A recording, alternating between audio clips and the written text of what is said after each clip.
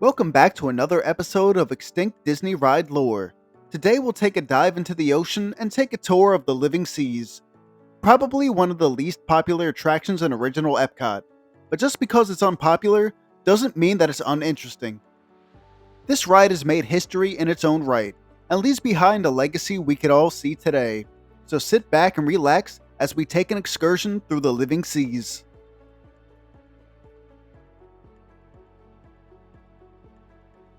Early concepts of a sea-based attraction had been in the works since the planning stages of Epcot in the late 70s.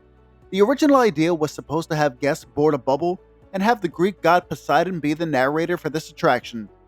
You'd explore the ocean depths before being dropped off at a sea base. Disney would struggle to find a sponsor for this ride, but eventually would strike a deal with United Technologies. Unfortunately, this process was extremely time-consuming, and by the time Disney found a sponsor, the Living Seas would miss Epcot's opening day by 4 years. Along with the delay came many ideas that had to be scaled back and a complete overhaul of the ride's theming.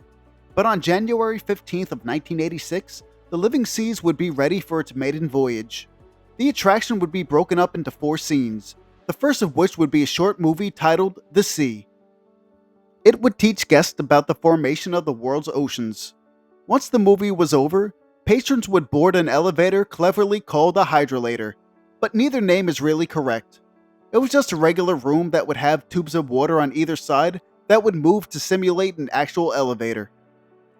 Next, you would board a sea cab, which is the dark ride portion of this attraction. Most of this can be seen if you're riding the seas with Nemo and Friends. Finally, guests would arrive at Seabase Alpha, which is the aquarium most of us Disney fans are familiar with. At the time, this was the largest saltwater tank in the world, holding 5.7 million gallons of water. Once you're done exploring the aquarium, parkgoers would board another hydrolator to get back to the surface so you could continue your journey around Epcot. In 1998, Disney and United Technologies would go their separate ways. Along with their departure came many changes to this pavilion.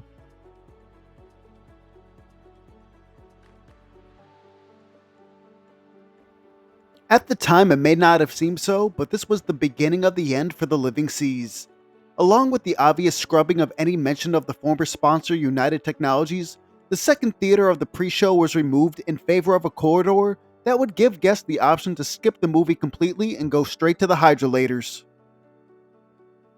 As the years went on, the more unkind they became to this attraction. We all know what happened in 2001, and it affected people's willingness to travel, which obviously had an effect on tourism, especially in America. It didn't take long for Disney to start scaling back to compensate with their hit to their bank account.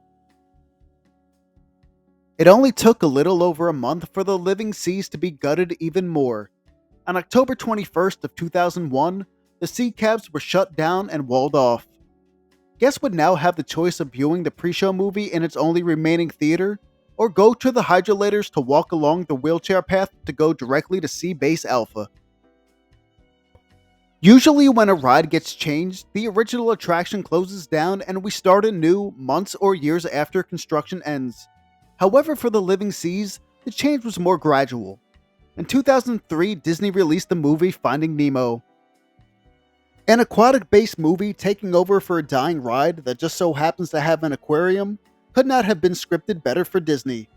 Nemo started popping up in December of 2003, and on November 16th of 2004, Turtle Talk with Crush opened in Seabase Alpha. A show featuring an animated turtle from Finding Nemo would interact with children and answer random questions. It was a huge success and was almost immediately moved to a larger theater.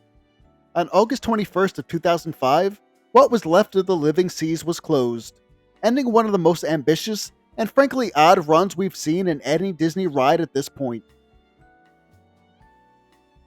The Living Seas may have not been the most well-known attraction in Epcot, let alone Disney World, but for us lucky enough to experience it, while not the most exciting ride, it was something we'll never see again.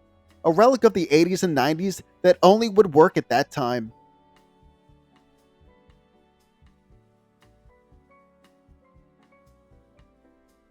But that'll do it for this episode of Extinct Disney Ride Lore. I hope you enjoyed your time with me, and hopefully you'll join me for another video. So until next time, drop a like if you enjoyed this, subscribe if I earned it, and thank you for watching.